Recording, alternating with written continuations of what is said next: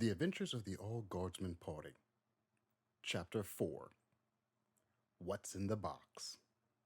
This is the ongoing tale of a bunch of guardsmen who got drafted into the Inquisition after their regiment was reduced to a mere 37 men by a combination of orcs, heretics, more orcs, tyrannids, and, of course, their own leadership. Currently, they work for an Inquisitor that is the 40k equivalent of Professor Oak.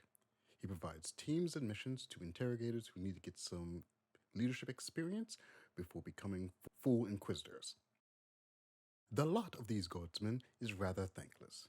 They are matched up with 5 other, less combat-focused team members, assigned to an interrogator, and sent out to fight the enemies of the Imperium. The squad recently lost their heavy weapon specialist to psycho-related bullshit. His replacement is Cutter, the only surviving melee specialist from the entire regiment. Cutter is strong, fast, and a little too enthusiastic for comfort. He signed up as part of the regiment's logistical support and as a scribe. But the second he got his hands on a chainsword, he found his true calling. A life spent scribing followed by a career in swording has left Cutter a little socially inept. But a tendency to scream and hack off limbs excuses most social faux pas. His previous squad died rather messily when a bunch of bloodletters got into melee range, with only Cutter being equipped to handle a close quarters combat. Cutter unsettles the other guardsmen. Being bloodthirsty and aggressive is one thing, but willingly leaving cover to close to melee range is just plain crazy. Our story today starts with the squad taking their seats in a shuttle as their new interrogator introduces the rest of their team and briefs them on their mission. They are being sent to take a peek at the new poppers some of the lads have found. Make sure everything is tickety-boo with the big hats and the boffins. And give Greenie what for if things get dull. A pair of adepts and a pair of tech priests are trying to figure out what their mission actually is without insulting the new boss. An older man is serving tea and hoping to decipher some of the interrogator's more arcane expressions. Doc is taking notes. Cutter is ignoring everything in favor of raiding the snack bar, and Nubby is picking at the decorative inlay on the table, trying to see if it's actually gold. Twitch is watching Sarge and getting very nervous. And Sarge has realized he is currently in the presence of the greatest known threat to a guardsman's life in the galaxy.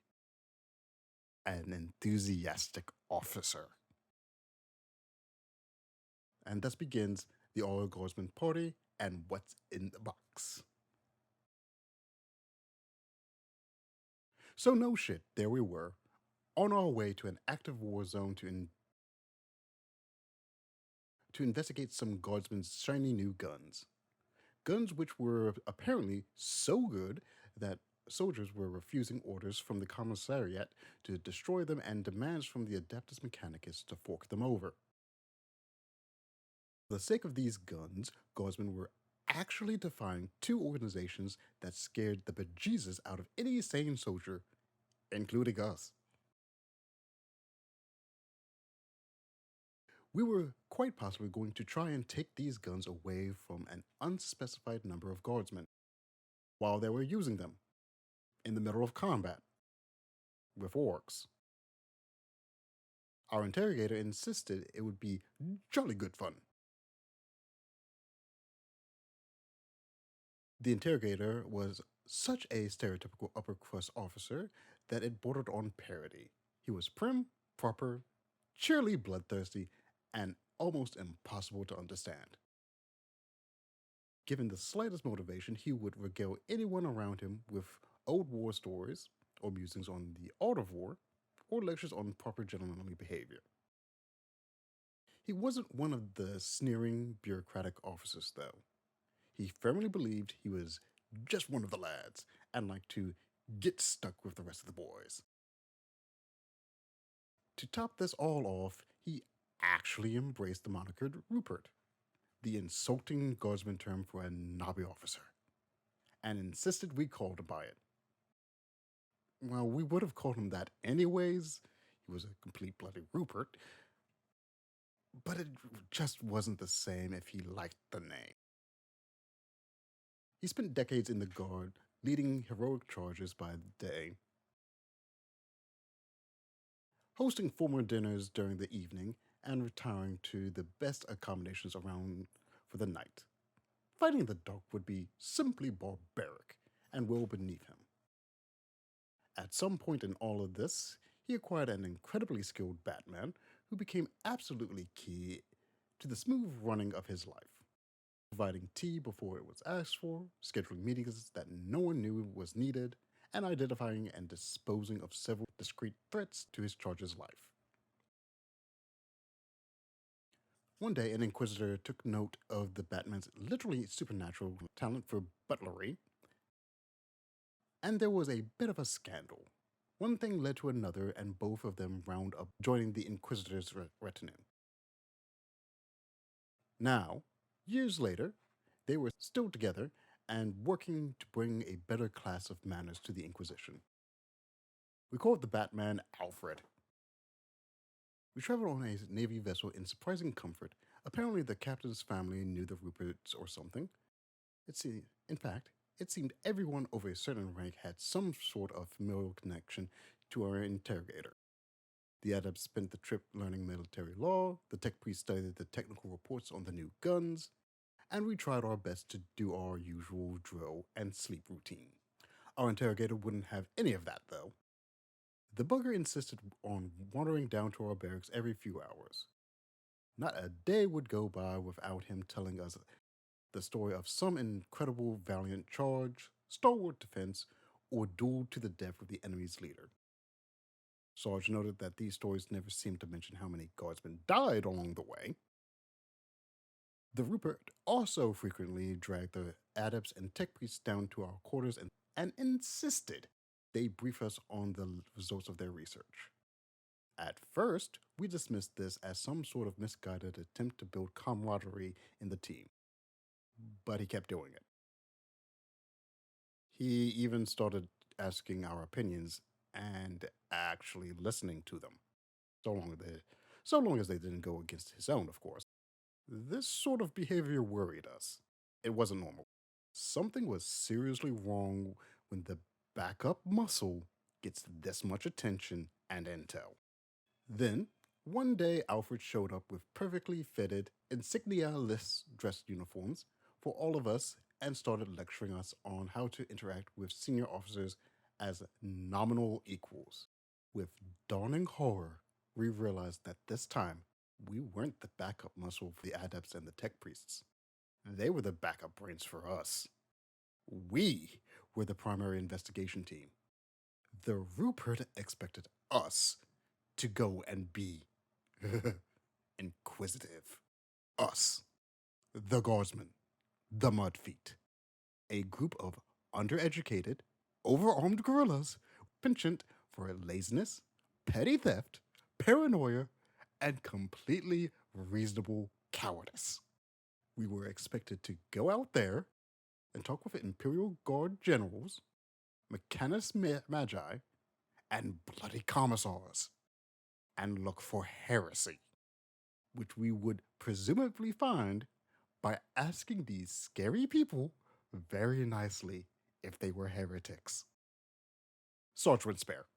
As a unit, our previous experience in this sort of thing consisted of shooting at anything we were told to, or was trying to kill us, or just look weird.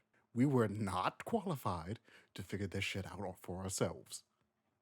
Sergeant Doc might have been reasonably intelligent within their fields of expertise, but Nubby was a creditor and thief, Cutter was borderline psychotic, and Twitch spent the last few days wiring trip mines into all of the Carapace air vents, just in case the Navy tried to kill us all in our sleep. Of course, every time the subject was broached with the boss man, all it got was a laugh, an admonition to be more confident, and a story about how good old Guardsmen know-how had solved problems no one else could figure out. When we finally reached our destination and marched out of our shuttle, we were probably the most nervous-looking men to ever wear such sinister uniforms. If the Rupert hadn't led the way, we would have probably been arrested for impersonating officers. The Emperor-forsaken ball of dirt we landed on was currently in the grips of a major war with the orcs. The planet was being reclaimed from the Greenskin, and after the Navy had their fun, it fell to the Guard to remove the orcs from the economically vital regions of the planet. Hundreds of regiments were simultaneously clearing every hive on the planet with mixed amounts of success.